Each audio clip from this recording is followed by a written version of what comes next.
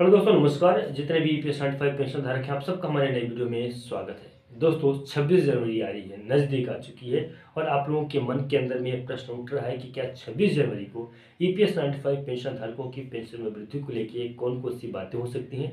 साथ ही साथ में ईपीएस 95 पेंशन धारक क्या 26 जनवरी तक के किसी भी लाभ से लाभान्वित होंगे या नहीं होंगे। तो दोस्तों, मैं आपको यहाँ पे 4 टॉपिकों के बारे में बताऊंगा। 4 टॉपिकों के माध्यम से मैं समझूंगा कि ईपीएस 95 पेंशन धारकों की पेंशन में वृद्धि को लेकर 26 जनवरी को कौन सा ठोस कदम उठाया जा सकता है।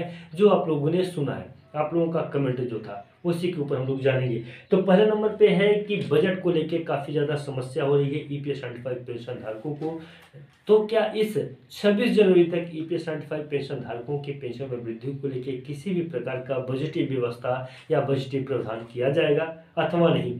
साथ ही साथ में दूसरे नंबर पे बात बताई जा रही है कि 5,000 रुपये तक ईपीएस 95 पेंशन धारकों के पेंशन में वृद्धि को लेकर अतिरिक्त जो तो 5,000 रुपये कुछ पेंशन धारकों को मिलेंगे। वो कौन से पेंशन धारक हैं, उन्हें किस प्रकार से 5,000 रुपये तक की पेंशन राशि दी जाएगी। अब मैं आपको बता दूं कि पेंशनर्स के सहारे ईपीएस 95 पेंशन धारकों का सहारा बन के आया है 26 जनवरी। ईपीएस 95 पेंशन धारकों को उच्च पेंशन मिलने का ऐलान भी किया जा सकता है और कैलकुलेशन से संबंधित जानकारी मैं आपको बताऊंगा यहाँ पे कि ईपीएस 95 पेंशन धारकों के पेंशन में वृद्धि को लेकर नया कैलकुलेशन जो तो तैयार किया जा रहा है। उसी कैलकुलेशन उसी पैटर्न के आधार पर ईपीएस 95 पेंशन धारकों को पेंशन की राशि दी जाएगी। लेकिन जो बातें मैंने अभी तक की है, इन सारी बातों को अगर आप ध्यान में रखेंगे तो मैं आपको बता दूं कि 26 जनवरी को या 26 जनवरी से संबंधित किसी भी प्रकार का कोई सर्कुलर जो तो ना तो ईपीएफओ की तरफ से जारी हुआ है और ना ही केंद्र सरकार या किसी भी वित्त मंत्रालय या श्रम मंत्रालय की तरफ से जारी हुआ है।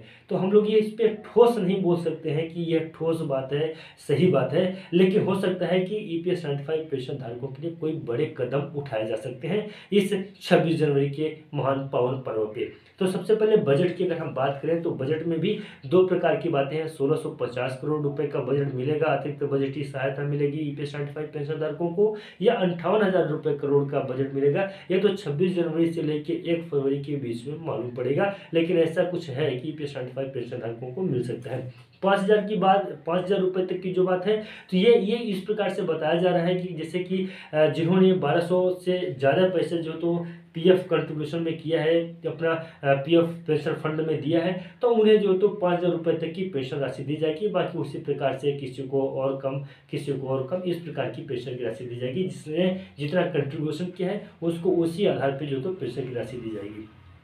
और 26 जनवरी को पेंशनर्स को लेकर उच्च पेंशन का घोषणा किया जा सकता है कि जितने भी ईपीएस 95 पेंशन धारक हैं वो उच्च पेंशन की राशि देंगे और साथ ही साथ पेंशन कैलकुलेशन के बात भी कही जा सकती है। तो मैं यहाँ पे